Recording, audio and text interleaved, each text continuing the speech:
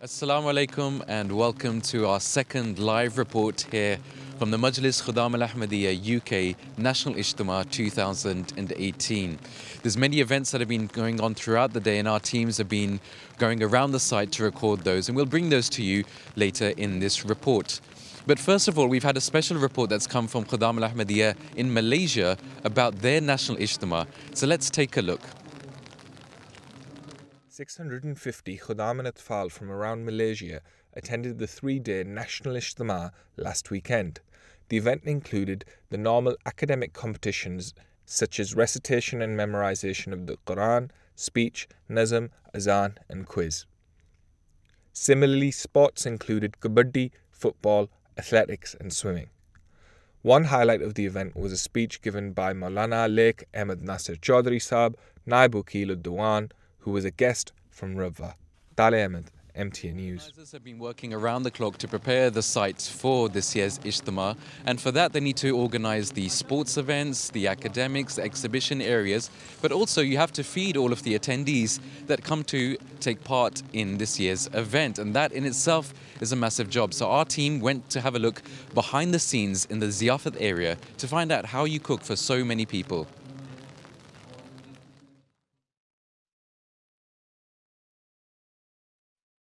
I'm here in the Langar with the Ziyafat team who are preparing the food for Khuddam brothers at the country market. Nazim Saab, Khalik Saab is here with me, and I would like to ask him, how many people are you expecting to come at the National Ijtema, and what goes into the preparation for so many people? Assalamu alaikum, Shahzab. Yes, we are cooking for about 4,500 people today, 4,500 Khuddam brothers. And right now we are in the middle of our lunch cooking, and we've got the big menu today. We got starter chicken roast, and then we have lamb korma, vegetable rice as the main course, and as a dessert we've got gajar halwa. So right now with me is my naib Kamar Saab and Ahsan Saab. These both working really hard with me, and with them we have about 45 Khuddam team to cook everything and wrap them everything and transport it to country market. So hopefully it will take about 4 to 5 hours from start to end to cook food for 4,500 Khuddam brothers. And what are the ingredients you use here? Yes, if I'll go in general, we've got about 650 kg mutton. We have about 350 kg plus just for this meal. We have 350 kg rice and so many other things. And we minimum we need about 40-45 people to cook food at this big amount of food. Yes. To the waste which comes out from here.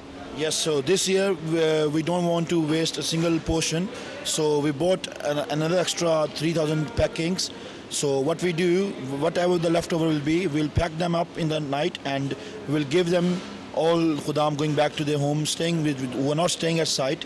So they will take food for their families or for themselves, and they can eat it the next day. So inshallah we will try to make the waste to zero. Yes. Okay, inshallah. Just one more question. There are so many different departments at the Ijtema, so many duties which are happening. Why have you chosen this duty here at the Ziyafat department? From the looks, it looks really hard. You need to work, I think, 24/7 for the food to be cooked for all the Khuddam brothers. But why have you chosen this duty? Yeah, you're right. This duty is really long. We've started from 4:30 to 5 in the morning and finished by 1 in the morning. So only 4 to 5 hours of sleep. But only reason behind is that this department, the links goes to Hazrat Masih Maud. So the Langar Khana was initially started by him. So this is the main department which is running from that time. So this is the biggest inspiration and motivation that the Imam Uzama Hazrat Masih Maud worked himself in this department.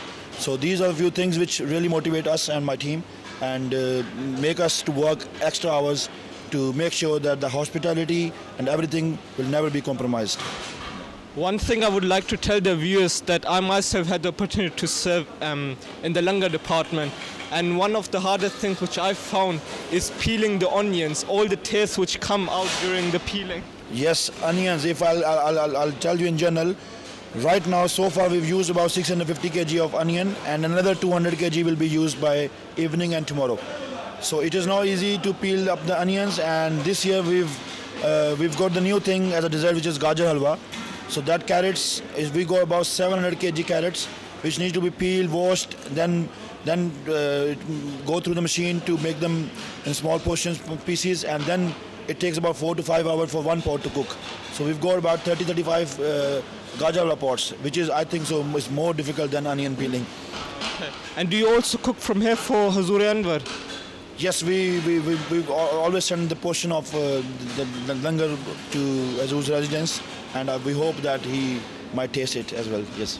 Inshallah. Jazakumullah Khalif. So that was a little look behind the scenes at the amazing work that goes into feeding all of those guests who are here at the National Khuddam Ijtema. In just a few moments, we're expecting the arrival of Hazrat Khalifatul Masih al-Khamis, Ayyadullah Ta'ala bin Nasrihi al-Aziz, who will inshallah be conducting the flag hoisting ceremony and leading us in Salat. Right now, I'm joined by Usman Ahmed Saab, who is Mu'tamim Tabligh for Khuddamul Ahmadiyya. Assalamu alaikum, Usman Saab. Wa alaikum assalam wa rahmatullah. Usman Saab, just for our international viewers who are watching, there may be some people who are not aware of what Khuddamul Ahmadiyya is or how it was started. Could you give us a bit of background and history to Khuddamul Ahmadiyya as an organization? Jazakallah. Yes, Khuddamul Ahmadiyya was the organization established by Hazrat Muslim Maud Rizallahu Ta'ala anhu, in 1938. And the reason Hazrat Muslim Maud Rizallahu Ta'ala established the organization was to inculcate the spirit of sacrifice, brotherhood, and also at the same age group, people from the age of 15 to 40, that they can learn from each other, and then they can progress in their knowledge and spiritually progress as well. And then since then we've seen the actual objective of Hazrat Muslim Maud was fulfilled over many years, and we've seen that Khuddamul Ahmadiyya has progressed, and it is indeed, I think, a sign of the truth of the Jamaat and the sign of the truth of the Khilafat of Hazrat Masih Maud that the Khuddamul Ahmadiyya has progressed so much now to a scale that we're able to hold ijtemas and of this scale. And Khuddamul Ahmadiyya now is not just within the United Kingdom, it is spread all across the world. Every country that you go to, you find that the Khuddamul Ahmadiyya is established there and very firmly. And it has indeed become the backbone of the Jamaat, which it should be, because it literally means the servants of Ahmadiyya, and this is what Khuddamul Ahmadiyya is. So here in the UK, we're very blessed to have the presence of Huzuri Anwar, may Allah be his helper. How has that helped the Khuddam here, particularly in the United Kingdom, in developing them? Of course, yes, we are very blessed and honored to have, living amongst Hazrat Khalifatul Masih bin Aziz. And Hazur has been guiding us, since Hazur arrived here in the United Kingdom, and since he was elected Khalifatul Masih, and even before that, when Hazrat Masih Rabi Rahimullah was Khalifatul Masih. And I think how that helped was to, we are so fortunate to have direct guidance from Hazur Aqdas Sayyidullah bin Aziz. And the honor of hosting Hazur here at the Ijtema, I think there are no words that can explain that. There are very few Jamaats around the world which have the honor of hosting Hazur at the Ijtemas, and we are one of them.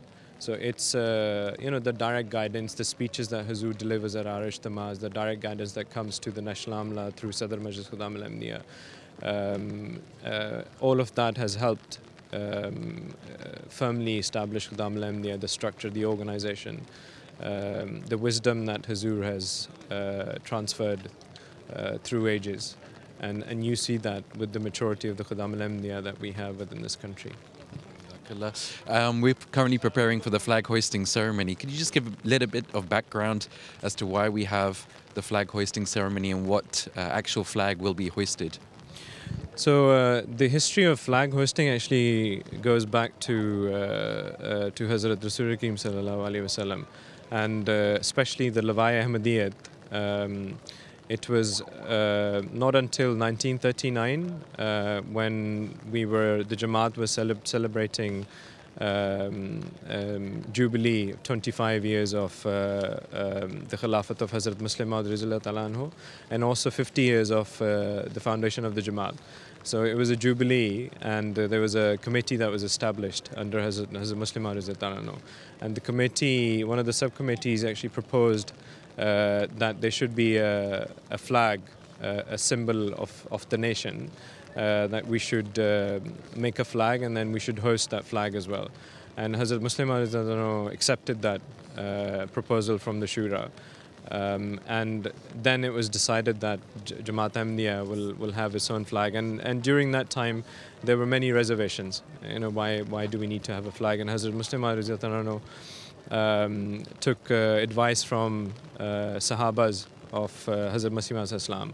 And it was Hazrat Mir Muhammad Ishaq Sahab, and he said that during the time of Hazrat Rasul Karim when Hazur led the namaz, Eid namaz, Salat of Eid in Medina, there was a flag that was firmly hosted, that was a flag that was there. And also Hazrat Masih Maud in one of his dreams, he saw that there is a flag, the Jamaat Ahmadiyya has a flag. So it was strongly, the Sahaba felt strongly that there should be a flag that should be hosted during the Jubilee year 1939. So it's a very inspirational story that Hazrat Muslim Maud, you see the wisdom of Hazrat Muslim Maud.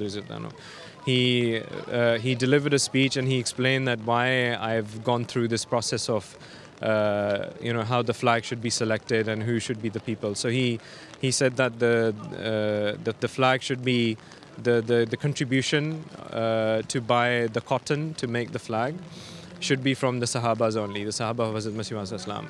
The people who will make the flag will be the Sahabat of Hazrat Masih Maud Islam. The tailor will be the Sahabi as well. And the people who are involved with the process will also be the Sahaba of Hazrat Masih Maud Islam, and those who are selected by Hazrat Muslim Maud Rizallahu Ta'ala Anhu. So the whole process was followed, and there was a Mashawarat committee. Hazrat Khalifatul Masih Salis Rahimullah was also part of that committee. So a flag was made. This was a Lawai Ahmadiyyat. The design was chosen. And then on same year, at the Jalsa, 28th of December 1939, Hazrat Muslim Maud delivered a very profound address. And in the end, he addressed everyone and explained the importance of having a flag. What flag does is it shows that you are united people. You have one symbol. And we see that throughout the life of Holy Prophet. I have to cut you off there. Unfortunately, we're coming to the end of our time. But Jazakallah for that insightful history on the flag. And as you can see behind us, the flag hoisting ceremony is about to take place any minute. But unfortunately, we've come to the end of this live broadcast. We will, inshallah, be showing you those scenes later on in our next broadcast, which will be at 1800 GMT, which is 7 p.m. UK time. So I hope that you can join us then for that next update, where we will, inshallah, be showing you more scenes throughout the Ijtema. Until then, Assalamu alaikum wa rahmatullahi wa barakatuhu.